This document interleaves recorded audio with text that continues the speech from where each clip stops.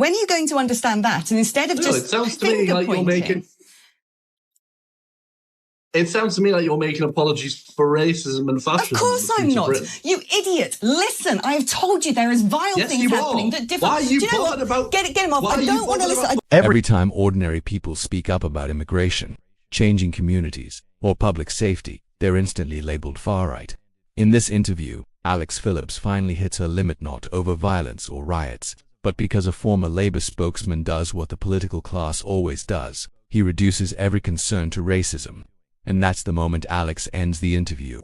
Watch closely, because this reaction explains exactly why the country is angrier than ever. When people were saying online, does this now make me far right as well? Yes, it does, but Alex. No. The problem when ordinary men and women were putting their pictures up on Twitter, who frankly just looked like, Bob and Jane next door, and people who served in the army and former police officers and people of all colours and creeds saying, I am now a far right side, were they? We need to address a bigger problem here, okay? And it makes people uncomfortable, and I'm sorry about that. But when people say, am I far right? Am I racist because I hold these views? Then if you do hold those views, then yes, you are. Okay, what are these views? So where do we define this? Because when this began, right, there's definitely a hardened, vile core of people going out right now, mobile around the country, trashing our country, defiling our flag. That I agree with.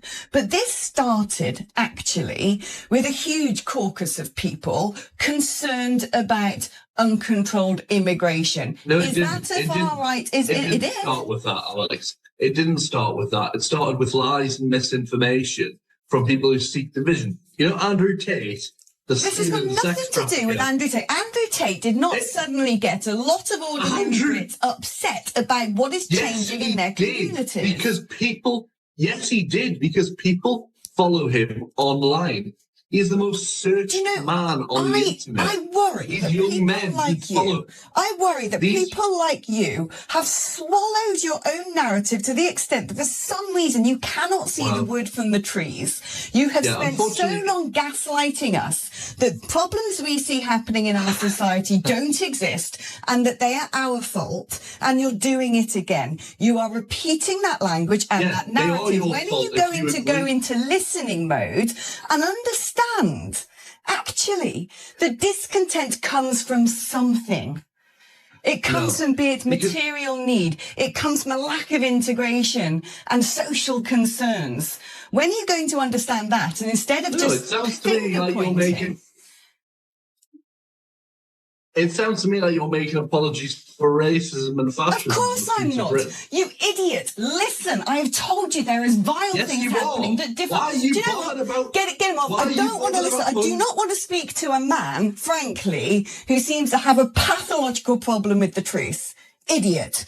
This is why we're not solving the problem, Tim, because you can't talk to them. You cannot explain to them that there are people in this country who are really upset with the way society is without him turning around and saying that somehow I am condoning or inciting the violence happening, which I'm absolutely not doing. This interview didn't fall apart because of shouting. It collapsed because it exposed a lie that's been eating away at British politics for years. The lie is simple, that public anger doesn't come from lived experience. It comes from misinformation. That concern equals hatred. That discomfort equals extremism. The moment Alex Phillips challenged that lie, the conversation became impossible. What you're watching here isn't a debate about riots. It isn't even really about immigration. It's about who is allowed to speak. The Labour spokesman makes the same critical mistake Westminster keeps making. He redraws the argument so tightly that disagreement isn't allowed. Question immigration policy and you're racist. Question integration and you're far right. Say your community has changed and you're excusing fascism. Once that framing is accepted, the discussion is finished. Alex Phillips isn't defending violence. She repeatedly says there is a vile core involved in criminal acts, but she refuses to accept that millions of ordinary people, ex-army, ex-police, working families are ideological extremists simply because they're worried about the country they live in. That's the gaslighting she's calling out. For years, people have been told that what they see isn't real, that crime isn't rising, that communities aren't changing, that their discomfort is immoral. And when they try to explain it plainly without PR handlers, without think tank language, they're smeared. That's why the Labour spokesman keeps reaching for labels instead of listening. Because listening would mean admitting discontent has a cause, and admitting that would mean taking responsibility. That's why the interview ends. Alex realizes there's no conversation to be had with someone who refuses to acknowledge reality unless it passes through ideological filters. And here's the uncomfortable truth. This approach doesn't stop extremism, it creates it. When debate is shut down, anger isn't removed, it's bottled. When people are shamed instead of heard, they're pushed further away. When millions are told they're immoral for asking questions, trust in institutions collapses. That's the real danger this clip exposes. This isn't about Alex Phillips losing her temper. It's about a system that would rather silence than solve, label than listen, condemn than understand. And until that changes, interviews like this will keep ending the same way, not with answers, but with walkouts. Because you cannot fix a country you refuse to hear.